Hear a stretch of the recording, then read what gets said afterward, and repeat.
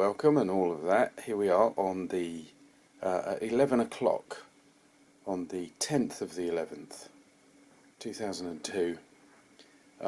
Not quite armistice, but I was rummaging around and I found this box and a nice bit of synchronicity. Something exciting is in here. Obviously I know because I've opened it up already, but you know, play along. So yeah, stuff in the box, and it's relevant. So obviously, I mean, I know what's in the box, otherwise I wouldn't be doing the film. And I have a sort of with absolutely typical cat timing. The cat jumped on me, jumped on my shoulders. I wasn't going to get any filming done that way. Anyway, so blah blah blah is, have a look in the box. Like I say, immaculate synchronicity. Two First World War or Great War tanks, British. I've got a German one somewhere, and a French one in fact, I think. These are, what is it, EMHAR? E-M-H-A-R.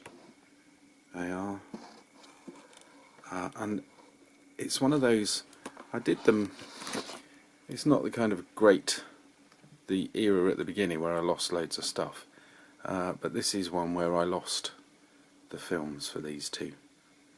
I don't know how, various computer problems. So they're made, they're falling apart slightly because they're several years old, but let's have a look anyway because it's an appropriate moment to do so. Here they are, slightly the worse for wear. The whippet on the left has really suffered. This whole sort of track section has come off completely, and let's have a look. Yeah, and out of there comes idlers and drive wheels and all sorts. I think the whippet is a great tank, particularly for the era.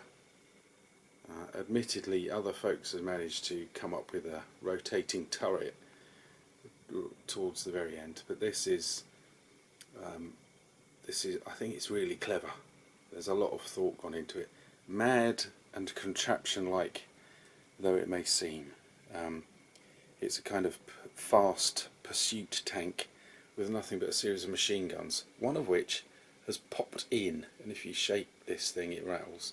I'll have to find a way of getting around that, put something else in there. Anyway, there it is, fast trench crossing, and almost witty, I think. I like that kind of thing. Very inspirational in many respects. And here we have the more traditional, standard British tank. There are many variations on this theme. I won't go deeply into any of that. Let's look at the models. To my easily pleased little mind, these are really good. They came out really well. They went together really nicely. There were no real hassles. I remember that. I look back on these with sort of great fondness. What's interesting on this one, and in terms of my model making, is these guns. That one is green, but down there is still grey plastic, raw plastic. So is that. And not so easy to see, I won't bother moving it. But you can see an awful lot of grey. In fact, I remember what had happened on this, if I can get there. I think I got it almost fully round, and then other things in life came up.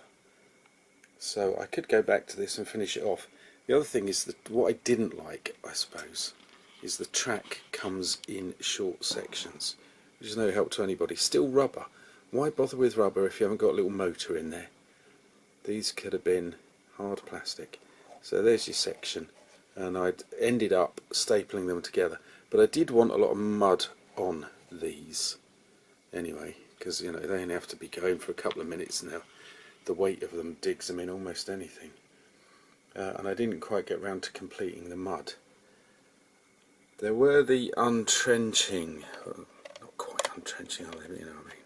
There were the framework on the top, and there's a spare bit there, but they've virtually come apart. I'm not that worried, they were usually taken off, so I could just abandon those. It's nice to have the whole thing though, isn't it? So if I do find the whole lot, I'll put them back on.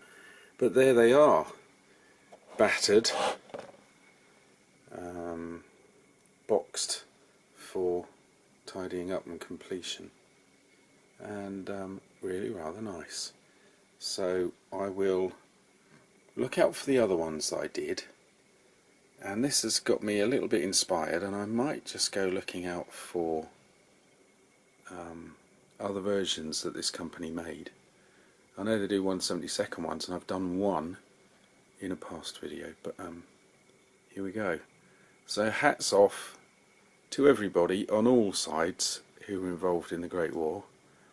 I'm one of those people who thinks that despite the, you know, pros and cons of arguments of various sides, the real victim are the simple soldiers fighting in the trenches, and the real enemy are the people coming up with the political motivations for such things.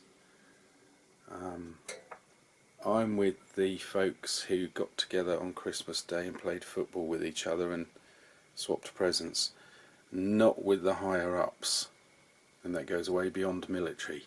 But I'll get off my soapbox now and say I'll be thinking of you tomorrow. In that 11th of the 11th will be coming up in a few minutes' time for me. Goodness knows how long this will take to actually download. But anyway, there we go. Thank you for watching. Apologies for the political angle. Yeah, 11th of the 11th.